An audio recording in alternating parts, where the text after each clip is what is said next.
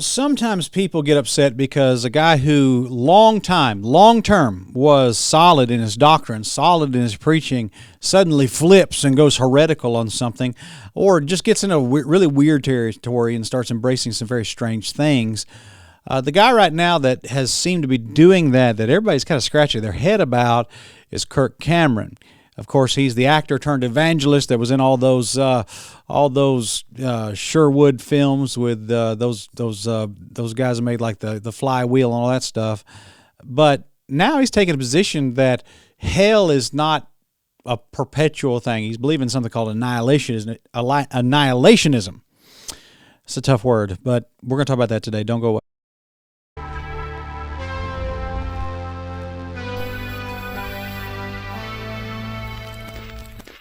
All right, guys, thank you very much for taking time to watch today's video. We got our book, the Handbook of Modern Heretics, here available for you guys. You can check this out. It's available on Amazon. Actually, I'll put that up there in front of everybody. Check that out. Link in the description below.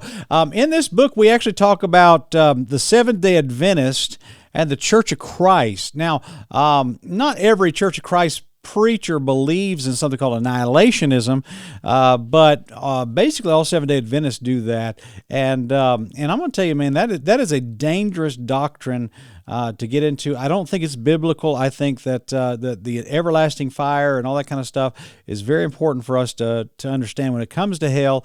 But we've got a chapter here, page 98 on the Seventh-day Adventist. I think there are some people who are saved, who are into all this. But I'm just telling you, man, when you get into works-based salvation and teaching that Jesus is Michael the Archangel, count me out, bro.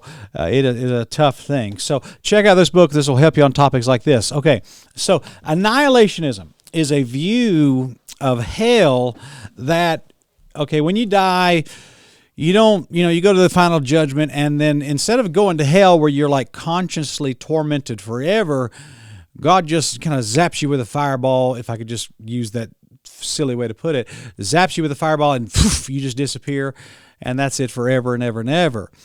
The problem with that is that the Bible doesn't really teach that.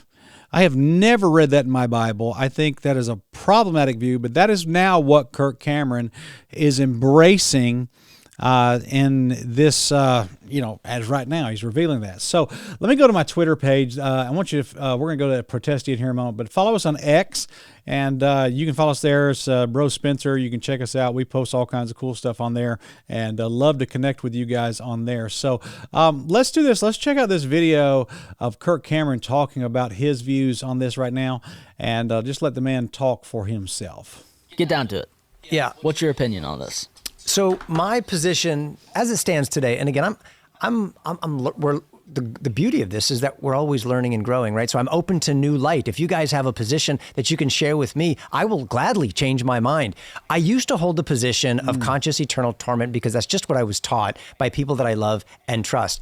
I've learned that's what the Bible teaches. I mean, it's not that hard, guys. That there are other positions, and a very robust argument can be made for conditionalism or annihilationism, as Edward Fudge posits here. And it fits the character of God, in my understanding, more than the conscious eternal torment position, because it brings in the mercy of God together with the justice of God. It doesn't leave judgment out.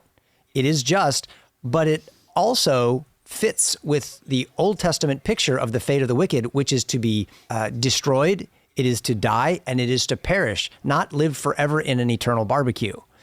And the classic verses that used to get me into eternal torment, the punishment, everlasting destruction, fits beautifully with a destruction, punishment, judgment that is irreversible and lasts forever. That is the eternalness of that punishment and that destruction. So that's where I am today. Get down. Okay, so all right, basically he's saying that the eternality, everlasting fire, everlasting judgment. I mean, I can go here to the Bible and just show you these verses. Let's see here. everlasting fire. Let's just type that in there, and that's in the Bible. Wherefore, if the hand or foot offend thee, cut him off, cast him in from thee. If the better for thee to enter life halt or maim, rather than having 2 hands or feet, 2 feet be cast into everlasting fire. Matthew 25:41. Then shall he say unto them on the left hand, depart from me, ye cursed, into everlasting fire, prepared for the devil and his angels. I don't know why that's not showing on my screen. I apologize for that. There you go. There you go, Matthew 18:8 and Matthew 25:41. So check that out. I mean, it's everlasting fire. And there's so many different verses. I could give you probably 20 texts on this, but I want to point this out to you and show you this. Now, on what he is embracing, you have to understand that the groups that are out there today that hold to this position are, number one, the Seventh-day Adventists. Number two, the Jehovah's Witnesses actually believe this. And then number three, there are elements of the Church of Christ that believe this. Now, that is not real sure footing.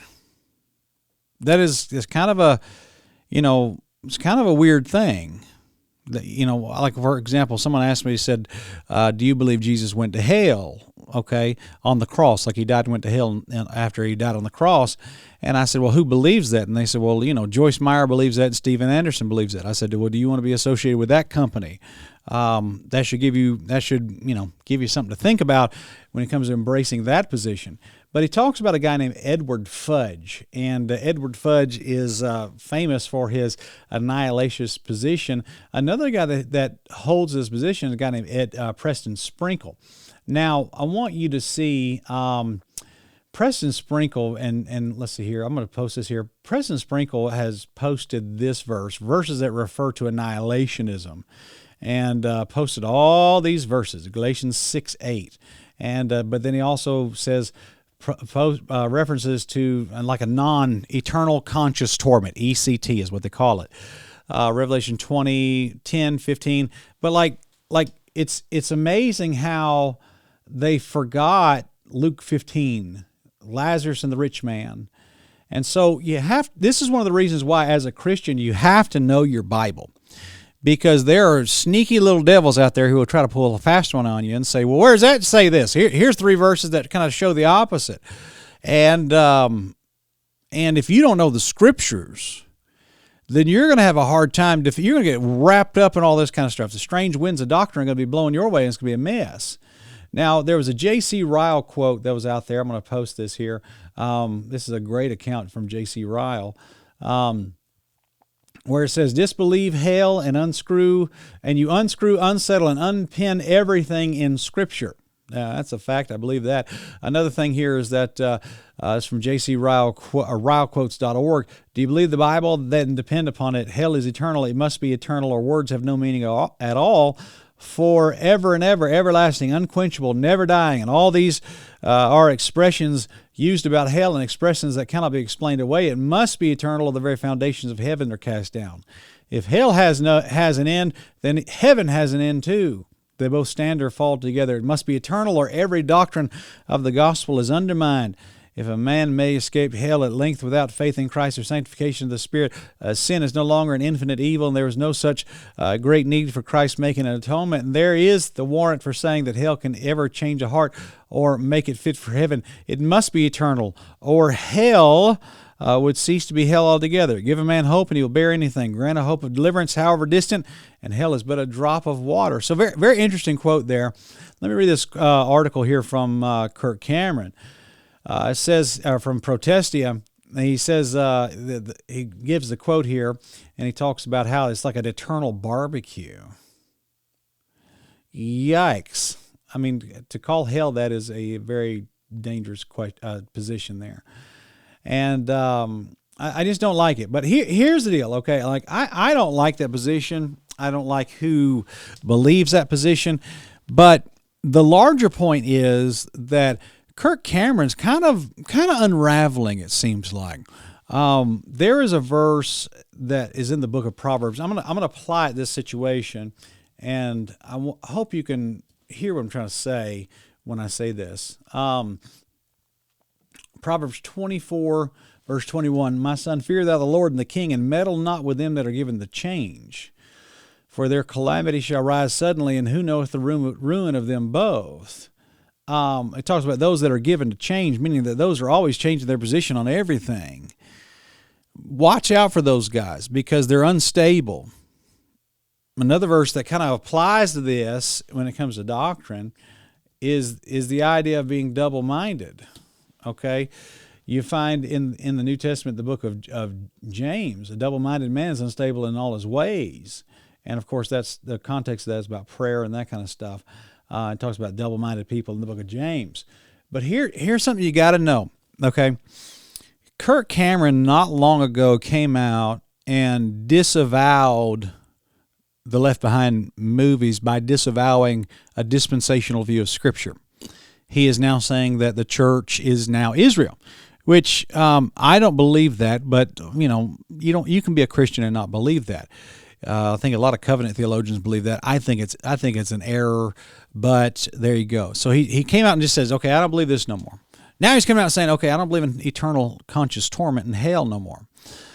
And if you do it once, you can say it's a one-off. But if you do it twice, now we have a pattern. And it makes me wonder, what's the next thing that Kirk Cameron's going to back up on? What's the next thing that he's going to get weird on? What's the next, pretty common Christian position that, basically everybody in evangelicalism and fundamentalism holds to, at least 99.9% of them hold to, that he's going to disavow and change now? Where's this going?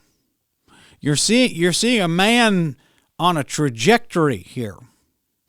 I think every public speaker says something kind of goofy every now and then. I said something goofy the other day when I was preaching, and I thought, and as soon as I was saying it, I thought, well, that's not right, and I had to go back and correct it. And it wasn't that I'm a heretic or that I'm in serious error. It's just that I worded something like I was thinking something a certain way, and then the way it came out of my mouth was not right away, and I decided I need to fix that, and I did within just a moment. I fixed it, but you got a guy just like, I don't believe in the rapture no more. I know I did all these movies, and I know I was a part of this, this whole dispensational eschatology that I promoted for 20 years, but I don't believe that no more. Like a lot of people panic. Like, whoa, were you faking it then, or are you faking it now? What is going on? What are you into? Another thing now, he's saying, well, I don't know if I believe in hell anymore. I believe in you just zap up, you just burn up, and you're gone forever. And it's like, what? So you agree with the Jehovah's Witnesses now on hell? That's weird, bro. That's weird. And so now, like I've said, we have a pattern. We have a trajectory here. Where is this going? I don't know. I would like to talk to him. If he'll talk to me, that'd be great. Kirk, come talk to me, man. I'm curious and concerned. Where are you going, man? You got influence. I don't know. Now, I don't know. There's a lot of people out there that they get fascinated with things that they've never heard before. I think that one of the marks of a man that needs to have the ear of the church, and by the way, I'm going to say this to you. This is a warning that I have for Christian YouTube. Christian YouTube is a minefield, guys. I am really bothered by this whole influencer stuff. I don't like it. I don't think it's what God intended for the church to have. I think that God has ordained that the church be the pillar and ground of the truth. I think that a lot of people out there online are just bad faith actors who are using this to make money, and I think that there's a lot of what we in the deep south, they used to call them shade tree mechanics, which was a shade tree mechanic was a mechanic who kind of sort of knew what he was doing, and I guess he could do the job. But he wasn't like no expert in it, but he could definitely rotate your tires, and they called him shade tree mechanics. I think we have a lot of shade tree theologians out there. I'm glad Kirk Cameron got saved. I'm glad that he he decided to try to reach people with the gospel. But where was his theological training? These are the questions that need to be asked. You see some young guy comes up on YouTube, and it's like, overnight he's got 100,000 subscribers. You need to ask yourself a couple questions. Who is this guy? Is he a sensationalist, or is he got some depth to him? Does he know what he's talking about? Because guys like some Southern Baptist young man starts a podcast and starts talking about the Nephilim and all this kind of stuff, and everybody's just like, "Oh, this is so cool!" And he can do conspiracy research and whatever. Who is that guy? Because he'll flip on you at some point. When he kind of gets bored with that niche, he'll try to find the next big thing, and he might go into charismatic doctrine. You have to really ask yourself the question, who are these people? And I think that the church needs to give, you can listen to whoever you want, but I think the church needs to give an ear to people that have some sort of credential, some sort of ecclesiastical credential. And like, for example, here's what I'll show you this. This is one of the qualifications of the bishop. And it says right there, Titus 1, verse 5 through 9. And it says, verse number 9, he's got to hold fast the faithful word as he hath been taught.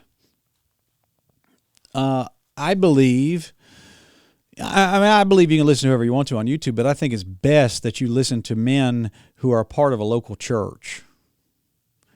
And if you're going to listen to women, I guess there is a space where God could tell a woman to start something like this. I don't think it's as broad as it is now. I think we got these boss babes that are out there doing Christian YouTube, and I think there virtually is no difference between some of these women and preachers. They're literally preaching. They're women preachers calling themselves YouTubers, but they're literally functioning as women preachers. Oh boy. But I think that you can listen to whoever you want to, but I think you need to give yourself some sort of thought to who are the guys that have doctrinal depth to them. Who are those guys? Because those are the ones you need to listen to, because the other ones, I just fear like, matter of time, they'll flip on you. It's just a matter of time. If they're not connected to a local church, if they're not sitting under a pastor or maybe a board of elders or something like that, and they're not tethered, if these people are not tethered to a local church, then they will float off into something weird in time. It's just a matter of time. It is an inevitable fact.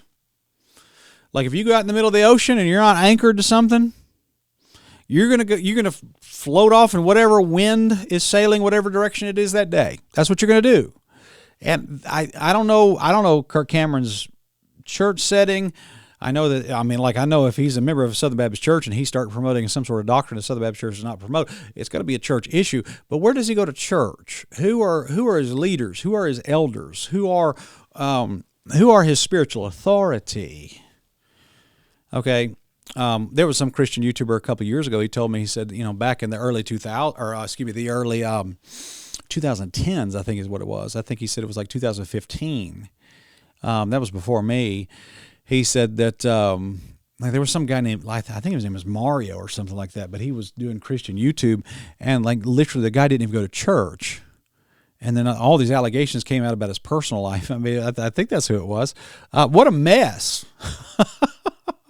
Anybody's listening to this guy, getting that Christian content from this guy, don't even go to church. And it turns out it wasn't good, if it's the right guy I'm thinking of. But this is going to be a thing going forward. And I like Kirk. I like the movies. I don't think he's an enemy. I don't think he's anti anything that I'm for, as far as like politics and social issues and stuff like that. But these are the questions that I have when I see a man flip on a doctrinal issue like this. Who's your pastor? Who are your elders? What church are you a member of? And because that helps me understand, like, what are you tethered to? What are you tied to ecclesiastically that helps hold you accountable? Now, guys, you can look at me, and it's Sunday, and I'm sitting here Sunday, and I'm suit and tie. You know why? I just came from church. I go to church, and I'm going to go again here in a few hours. I go to church twice on Sunday. I teach Sunday school at our church. Okay? I have a Sunday school class. I am faithful to that class. I am an ordained Baptist preacher. I went to Bible college. I mean, I've got things in order in my life. Okay? I'm biblically qualified to be a bishop. And I work real hard to make sure I don't do anything to disqualify myself ecclesiastically and from ministry. But the problem is it gets to a gray area when we play this influencer game. Influencers are not bound by the qualifications of 1 Timothy chapter 3 and Titus 1, and that brings up a big problem because it opens up the door. It's literally a different game. It's like, who has the coolest set, the most sensational content, who edits it the best, who puts it together the best, and who can get the most attention. Well, there are people out there who can get a lot of attention, but they're not doctrinally sound. There's a lot of men out there who can preach and captivate you with their charisma, but they're not doctrinally sound, and they're not even qualified according to 1 Timothy chapter 3 and Titus 1. You see the conundrum this brings in? And then eventually these influencer people start drifting off into heresy. Well, it puts all their listeners in a spot. Are you going to be faithful to the truth, or are you going to be faithful to these influencers? You see the game that's played? I like Cameron. I'm for Cameron. I'd talk to Cameron. I would have him on if he'd come on. I want to talk to him about this stuff.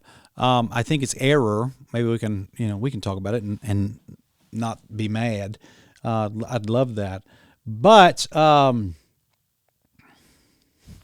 that's the thoughts that go through my mind when we talk about this stuff. People talking about, calling hell an eternal barbecue. Well, I mean, you can call it that if you want to. I think that's what the Bible clearly teaches, though. And calling it eternal barbecue is is like, it seems kind of juvenile and mocking, but that's just my opinion. I'd be like, calling heaven the eternal spa day. That does sound nice, but I wouldn't call it that. I wouldn't call heaven that. But anyway, check out our book, The Handbook of Modern Heretics. I think that'll help you with these topics. I think we outline some of these things. Not good. I think we deal with the Jehovah's Witnesses and the Seventh-day Adventists in this book. It's our #1 seller this year. I hope you guys will be blessed by it. And subscribe to this channel if you are new, and we will talk to you guys next time. Have a great day. God bless you.